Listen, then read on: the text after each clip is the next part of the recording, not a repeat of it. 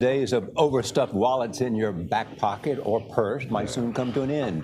By 2020, mobile wallets on our smartphones are expected to surpass the use of credit and debit cards in the U.S. That has already happened in China. Ben Tracy is in Beijing to show us what a nearly cashless society actually looks like. Ben, good morning. Good morning. So when I moved here to China a couple of months ago, I kept getting funny looks every time I would pull cash out of my wallet to pay for things. And then I got one of these. It's a code on my phone, and now I can basically buy anything here in China. When you pay for something, how do you pay for it? Mobile phone. On the streets of Beijing, cash is definitely not king. What do you think of people who use cash to pay for things? That's rare and weird, he says. Only the elderly and people who don't know how to use a phone pay cash. This woman says, I rarely take my wallet when I go out, just my phone. That's because those phones can buy just about anything, from clothes in the store to steamed buns on the street. They're used to pay for bike rides and bus rides, rent and utility bills. When was the last time you used cash? A month ago? Wow, that's a long time. WeChat and Alipay dominate China's mobile market, and payments on their platforms totaled more than $5.5 trillion last year, a 200% jump from the year before, and nearly 50 times more than the value of mobile payments in the U.S. One of the big reasons mobile payments have caught on so quickly here in China is because of what most people here don't have in their wallets: credit cards. They basically went from a cash-based society to a cashless one and skipped the step in between.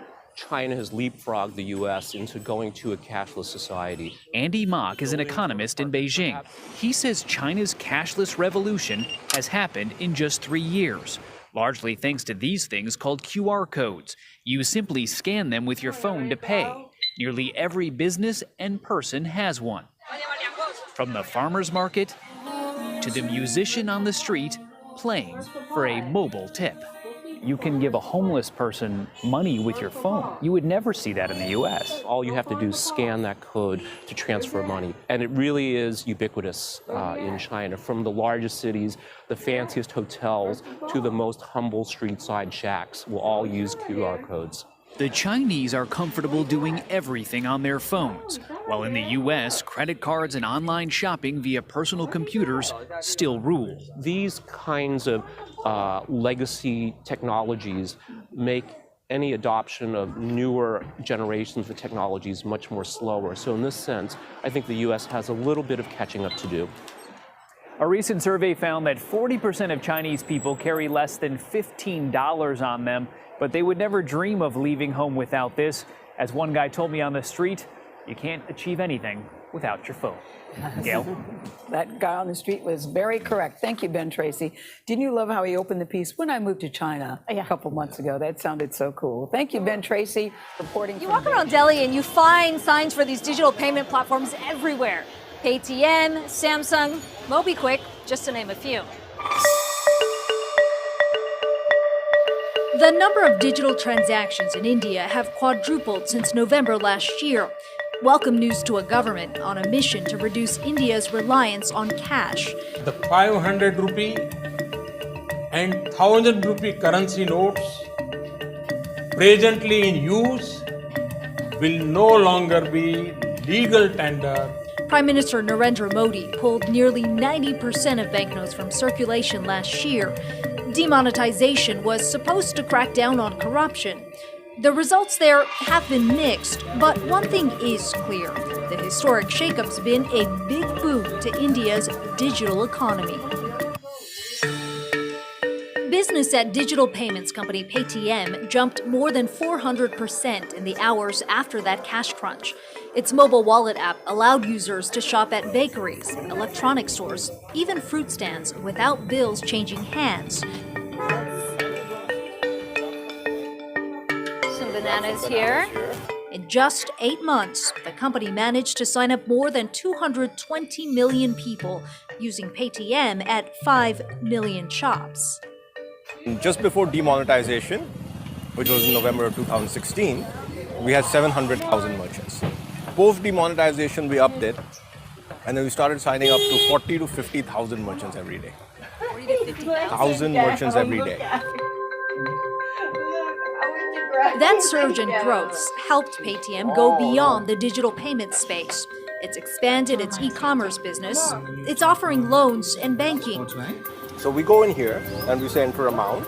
You can even buy gold through Paytm's digital gold service, which allows users to buy and sell the precious metal and store them digitally in a government-certified vault.